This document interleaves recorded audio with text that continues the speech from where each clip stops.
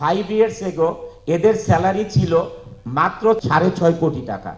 এখন দেয়ার স্যালারি 14 করোড় টাকা। দিস 14 করোড় টাকা স্যালারি আমি 5 years আগেও 6.5 কোটি টাকা স্যালারি দিতাম। তাহলে you can see the salary structure, gas bill, electric bill, everything going as a rocket, very fast. But garments price also going down very fast.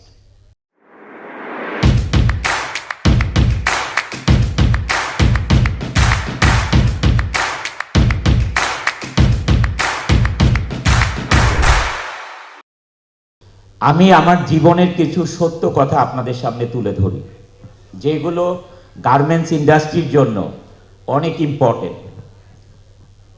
আমরা যখন ফ্যাক্টরিতে রিকোয়ার্ড করতাম মার্চেন্ডাইজার, জেনারেল ম্যানেজার, প্রত্যেকটা পর্যায়ে, তখন কিন্তু আমরা টেক্সটাইল ইঞ্জিনিয়ার যে একটা শব্দ, এটা কিন্তু আমরা জানতামই না। আমরা শুধু লিখে দিতাম যে আমাদের এতজন মার্চেন্ডাইজার লাগবে, এতজন মানে সুইং এর প্রোডাকশন ম্যানেজার লাগবে, এইভাবে করে অ্যাড দিয়ে দিতাম। বাট লাস্ট 10 years আমরা কিন্তু যখন অ্যাড দেই তখন লিখে দেই যে টেক্সটাইল ইঞ্জিনিয়ারকে প্রায়োরিটি দেওয়া হবে, টেক্সটাইল ইঞ্জিনিয়ারে যারা পড়াশোনা করেছে তাদেরকে প্রায়োরিটি দেওয়া হবে। এটা কিন্তু আপনাদের জন্য একটা সুখবর অবশ্যই। আর আরেকটা ব্যাপার, আমরা এখনো যদি কোনো জেনারেল ম্যানেজার ইন্টারভিউ নেই, দেখা যায় যে একজন জেনারেল ম্যানেজার এক্সপেরিয়েন্স 30 বছর, মানে 30 years।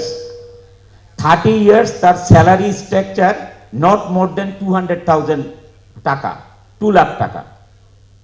বাট একজন টেক্সটাইল ইঞ্জিনিয়ার, আমি আমাদের কোম্পানিতেও চাকরি দিয়েছি 5 লক্ষ টাকা বেতনে, মাত্র 7 years experience, only 7 year experience, 5 lakh টাকা স্যালারি। তাহলে education is very important for life, very important for life. আমরা এখন টেক্সটাইল ইঞ্জিনিয়ারিংয়ে যারা পড়াশোনা করেছি, আমরা সবাই বলেছি এখানে ফ্যাশন, তারপরে হচ্ছে মার্চেন্ডাইজিং, সব কিছু নিয়ে এটার কিন্তু অনেক ভ্যালু অ্যাড করবে আপনাদের লাইফে। আর garments industry not like a before. কারণ আগে আমরা যদি, আমি জাস্ট এক্সাম্পল বলি, আমরা যদি 5 লক্ষ পিস ডেনিম এক্সপোর্ট করতাম, এটার ভ্যালু ছিল মিনিমাম 75 to 80,000 US$। আর এখন এই 5 লক্ষ পিস ডেনিম এক্সপোর্ট করলে যেটার ভ্যালু দাঁড়ায় 60,000 US$-এর নিচে। মিনিমাম 5 লাখ গার্মেন্টসে $20,000-25,000 ভ্যালু কিন্তু কমে গেছে। হ্যাঁ, এটা কিন্তু এখানে যারা গার্মেন্টস মালিক আছেন সবাই জানেন এই কথাটা। তাহলে আমাদের এখন যেটা করণীয় আছে সেটা হচ্ছে আমাদের উৎপাদন বাড়ানো। এই উৎপাদন বাড়ানোর সাথে সাথে কোম্পানিতে যে টেক্সটাইল ইঞ্জিনিয়ারদের যে ভূমিকাগুলো আছে, এটাকে লিন ম্যানেজমেন্টও শিখতে হবে আপনাদেরকে। এই লিন ম্যানেজমেন্ট সিস্টেমটা অনেক ইম্পর্টেন্ট একটা কোম্পানির জন্য। যেহেতু কোম্পানির ভ্যালু কমে গিয়েছে, গার্মেন্টস ভ্যালু কমে গিয়েছে, কোম্পানির এক্সপেন্স মানে আমি বলবো এখন রকেটের মতো বেড়ে গিয়েছে, একদম রকেট যে স্পিডে যায় এই স্পিডে গিয়েছে। আগে যদি আমাদের কোম্পানির খরচ ছিল, আমাদের কোম্পানিতে 12,000 লোক চাকরি করে, 12,000 people working in my company. Okay, এই 12,000 পিপলের salary not going to long way, just 5 years ago। 5 years ago এদের স্যালারি ছিল মাত্র 6.5 কোটি টাকা। এখন দেয়ার স্যালারি 14 করোড় টাকা, 14 করোড় টাকা। দিস 14 করোড় টাকা স্যালারি আমি 5 years আগেও 6.5 কোটি টাকা স্যালারি দিতাম। তাহলে you can see the salary structure, gas bill, electric bill, everything going as a rocket, very fast. But garments price also going down very fast. তাহলে আমাদের যেই কাজটি করা দরকার সেটা হচ্ছে প্রোডাক্টিভিটি বাড়ানোর জন্য। আমরা এখানে সবাই অনেক কথা বলেছি আপনাদের শেখার জন্য, অনেকেই অনেক সুন্দর সুন্দর কথা বলেছেন। এটা আপনাদের ইন্ডাস্ট্রিতে কাজে লাগাতে হবে। আর এইবার বলি, আমরা কি সবসময় চাকরি করব না ক্রিয়েট করব? আমরা শুধু স্ক্রল করব না নিজেরা ক্রিয়েট করব? আমরা শুধু স্ক্রল করব, কমেন্ট দিব, লাইক দিব, না নিজেরা ক্রিয়েট করব? এটা ইম্পর্টেন্ট লাইফের জন্য। আমি একজনের একটা গোছানো জিনিসকে দেখে হা হা রিয়াকশন দিতে পারবো, ভেরি ইজি।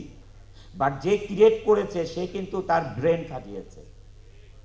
হ্যাঁ, সেই ক্রিয়েট করাটা আমাদের মন মানুষে থাকতে হবে। আমরা আসলে কি করব? এবার আমি আমারটা বলি। আমি যখন পড়াশোনা করি, আমি আমার ভাই প্রথমে স্টার্ট করে 2 লাইনের ফ্যাক্টরি দিয়ে, এজেআই 2 line factory, only 200 people working in our factory, 200 people. আমি যখন পড়াশোনা করতাম তখন আমি ছুটির সময় ফ্যাক্টরিতে চলে আসতাম, and I never go to my brother office.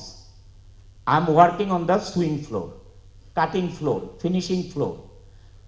আমি ওয়ার্কারের সাথে বসে খেতাম। এটা আমার ওয়ার্কার যারা পুরনো আছে সবাই জানে। আমি ওয়ার্কারের সাথে লাঞ্চ করতাম ছাদে বসে, মাটিতে। আগে এত সুন্দর কমপ্লাইন ছিল না, ক্যান্টিন ছিল না, কিছুই ছিল না।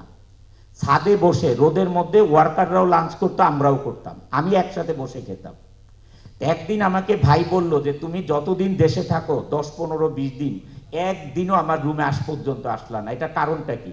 তাই আমি বললাম, আপনার রুমে গেলে এসির বাতাস খাওয়া ছাড়া আমার শিখার কিছুই থাকবে না। আমি আসলে টেকনিক্যাল কাজ শিখতে চাই, এই কারণে আমি ওয়ার্কারের সাথে কাজ করতে চাই। আমার লাইফটা এত ইজি ছিল না।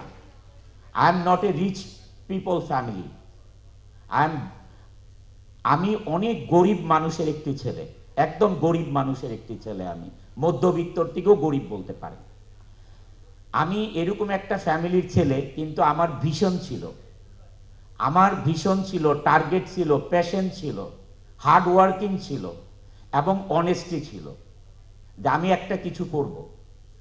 এইটা আপনাদের, আমার কথাগুলো যদি আপনাদের একটুও কাজে লাগে তাহলে আল্লাহ তাআলার কাছে কৃতজ্ঞতা স্বীকার করি।